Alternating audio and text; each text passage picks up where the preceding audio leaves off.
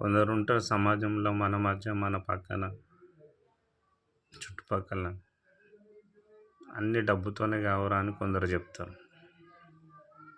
ఉండేది ఒకప్పుడు, కానీ ఇప్పుడు డబ్బు లేనిదైతే ఏది కాదు.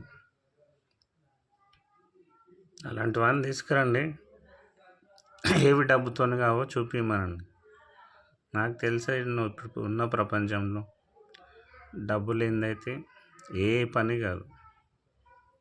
గుర్తించండి అలాంటి వాడిని. ఒకసారి ఎవరైనా అన్నారనుకో, వాడిని పట్టుకురండి, చెప్పమనండి ఏ పని అవుతుందో డబ్బు లేనిది.